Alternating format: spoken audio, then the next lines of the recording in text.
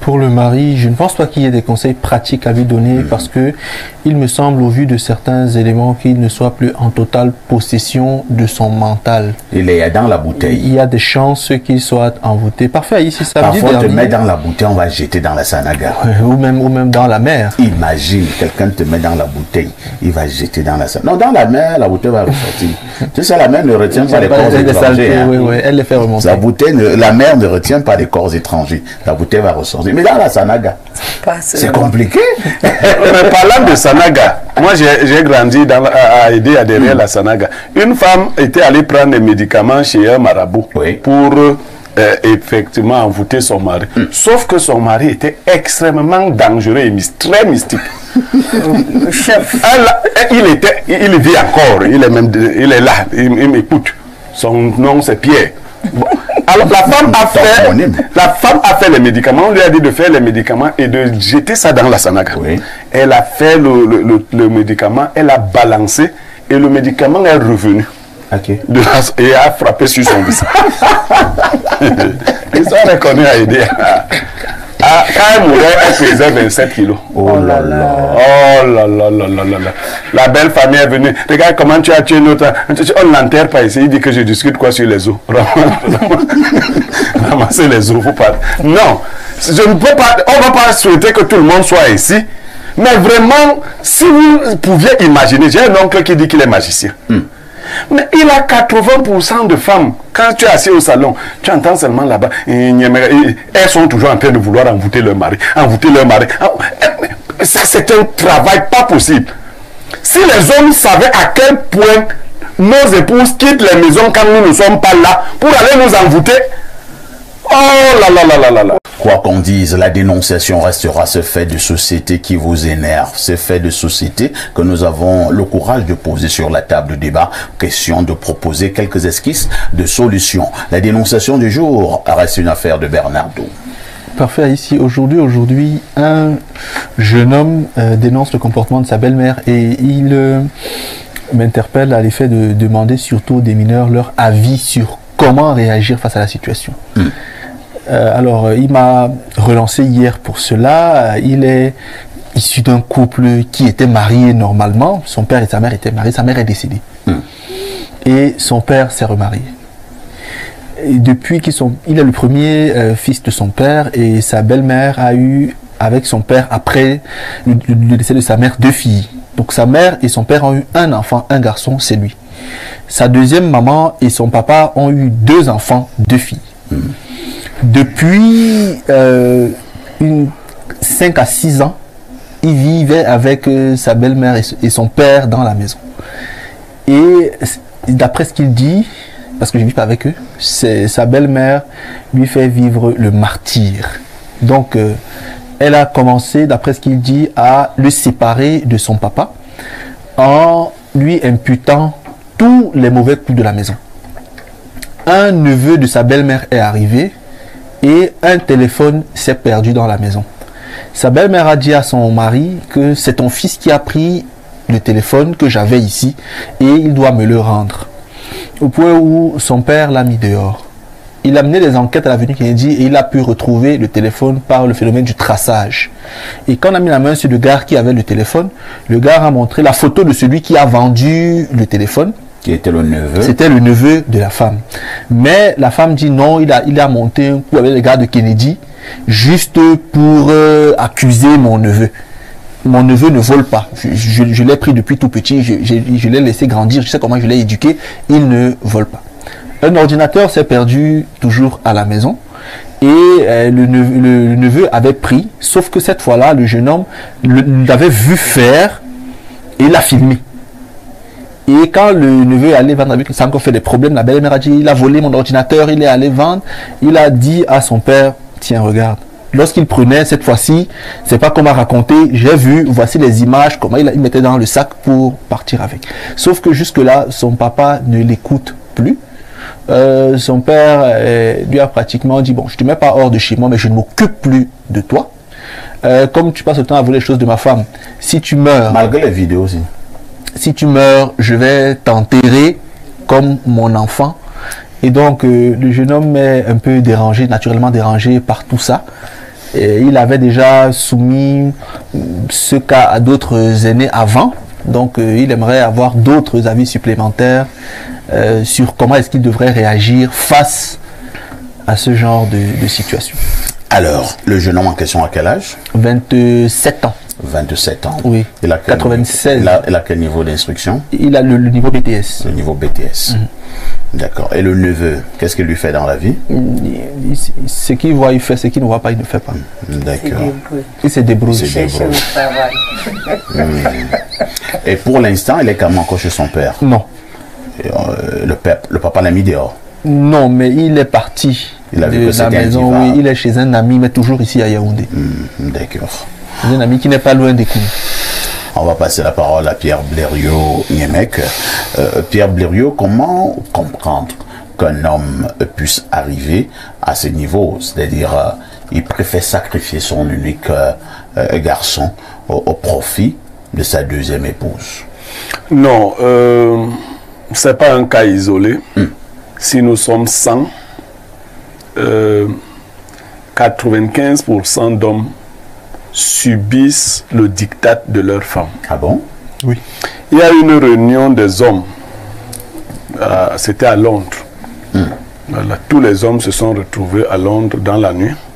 Et le thème à l'ordre du jour, c'était que les hommes qui ne sont pas soumis, qui sont soumis à leur femme se lèvent, se mettent debout avant le début de la réunion. Qu'ils se mettent debout. Tous les hommes se sont levés. Un seul est resté assis. Sur plus de 100 millions d'hommes, un seul était assis, donc remarquable. On lui demande donc, mon frère, comment toi tu fais pour ne pas être soumis à ta femme? Il dit, quand je venais à cette réunion, ma femme m'a dit que si les gens se lèvent pour une raison ou pour une autre, que je ne me lève pas. Pour lui, c'est plus que la solution. Même si c'est pour les raisons de la réunion qu'on demande de se lever, il obéit à l'ordre qui lui a été donné. Et je vous assure, il n'y a pas 5% d'hommes dans les foyers capables d'imposer leur charisme à leur épouse. C'est grave, hein, mais c'est la réalité. Vous voyez les grands hommes là dans les bureaux, ils dirigent une structure, ils grondent tout le monde. Dès qu'il arrive à la maison, il fait tout le bruit. Les femmes nous tiennent souvent comme les chiens domestiques. Elle dit non, non, non, moi je connais mon type. Laisse-le aboyer. Ses copines sont là, les copines ont même peur. Hey, elle dit laisse. C'est comme ça, ça va lui prendre 15 minutes, je sais comment je vais faire. Alors, revenons au cas de cet enfant. Pour se marier, il faut savoir qui est l'homme, qui est la femme. Et quand un esprit est au-dessus du vôtre, l'épouser est dangereux. Première chose. Deuxième chose, nous sommes dans nos sociétés africaines avec ce que vous pouvez appeler là les envoûtements, dont les filtres d'amour. C'est de plus en plus fréquent. Beaucoup d'hommes sont sous l'effet de ce genre de choses. De Tobassi. Et les décisions qu'ils prennent ne sont pas logiques. Il faut reconnaître que certains enfants sont des problèmes pour leur belle-mère, pour la femme de leur père. Certains enfants, quelquefois motivés par leur maman qui ne sont pas dans les foyers, ou leur maman partie. Mais dans le cas d'espèce, la maman est décédée. Donc ce n'est pas depuis l'outre-tombe qu'elle va pousser son fils à faire des bêtises. Mais il y a même des belles familles qui disent à l'enfant, il faut déranger la femme de ton père. Ah bon? Oui, oui, oui. Il faut d'abord reclamer. On dit, dérange la femme de ton père. Il ne faut pas que ton père ait la paix avec elle. Il faut que ton père se sépare d'elle. Il faut que l'homme soit capable de mettre chacun à sa place. La place qu'occupe l'épouse n'est pas la place qu'occupe l'enfant et vice-versa. Et il faut éduquer vos femmes si vous-même vous en avez le charisme. Parfois, ici, l'une de mes épouses a écrit hier sur son statut, la femme de l'homme charismatique s'est levée. Ses copines ont commencé à dire est-ce qu'il n'est pas charismatique? Vous êtes le premier enseignant de votre femme. Qu'est-ce qu'on fait pratiquement quand je suis couché? Tu commences à me parler de mon enfant, qui n'est pas ton enfant. Tu commences, dès que tu finis, je te pose la question. Est-ce que si notre enfant que nous avons, toi et moi, fait les mêmes choses, tu vas me faire le même compte rendu? Parce que ce que les hommes ne savent pas, vous ne savez pas, c'est qu'une bonne femme ne dit pas toutes les bêtises des enfants au papa. Le papa est l'instance suprême. On ne peut donc pas accuser un enfant au niveau de l'instance suprême tous les jours. Non. Et quand ce sont leurs enfants, elles couvrent ce que leurs enfants font à la maison. Quand c'est ton enfant qui est venu de dehors, un peu comme ça, Alain a cassé ceci, Alain a fait ceci, Alain n'a pas lavé la voiture. Dinalam, mon nom tous les jours. Donc, il y en a même qui n'arrivent pas à dormir avec leur mari. Dans les maisons où il n'y a peut-être pas de plafond, l'enfant est couché. Dès que la femme entre avec son mari dans la chambre, au lieu de faire l'amour, tu sais que ton fils papa ici a fait ceci aujourd'hui. C'est-à-dire, l'homme n'a pas le charisme nécessaire pour lui dire, mais arrête de me parler de cette... C'est ça la sorcellerie. Arrête de parler de cet enfant matin, midi, soir, dans la nuit. Laisse un peu cet enfant vivre d'abord. Et il faut être capable d'éduquer une femme. Il faut mettre un terme à ça. Et si si vous avez suffisamment de charisme, vous résolvez ce problème-là. Moi, je n'ai pas ce genre de problème. Effectivement. Mais mec, je n'ai pas ce genre de problème. Parce que je sais ce que c'est que la femme.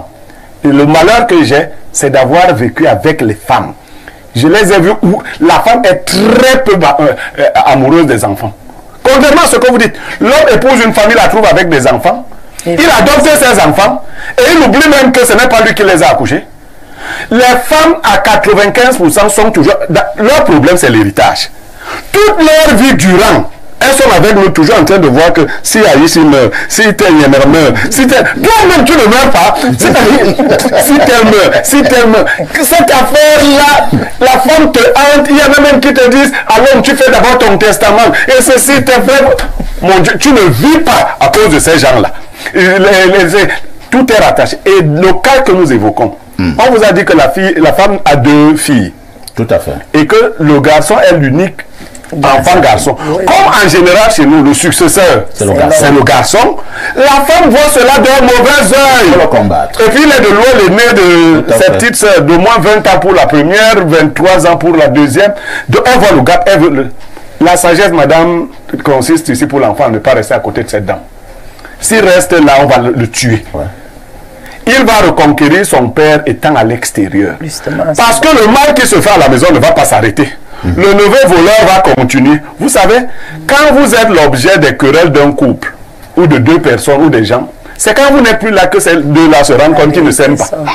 Tant que vous êtes là, ils vont toujours vous utiliser comme l'objet de leur querelle. Il doit se retirer. Moi, je me suis retiré de mes parents, j'avais 21 ans. Je ne crois pas que je m'en trouve très mal aujourd'hui. Il faut même quitter ses parents suffisamment tôt. Aller affronter la vie avec tout ce qu'elle a. Quand vous avez réussi, ce n'est pas seulement les enfants qui cherchent leurs parents. Hein. Le papa va revenir. Et qui sait, ce papa-là a peut-être un peu de moyens aujourd'hui avec sa femme. C'est pas sûr que l'avenir soit totalement assuré. Que cet enfant, sans mauvaise idée, se mette à affronter la vie. 27 ans, c'est un âge suffisant. Moi, je me suis marié pour la première fois, j'avais 22 ans. Donc, il ne faut pas qu'il nous dérange. Hein? Et j'avais enfant et autres. Donc, il se met au travail, il se bat, il oublie qu'il doit avoir un soutien de son père. Dieu va le bénir s'il a une belle âme. Et demain, il risque d'être le soutien de cette femme-là. Et quand devenue faible, elle commence à te citer l'amour de Dieu. Que Dieu avait dit que, mais dispose ton cœur à lui faire du bien le moment venu.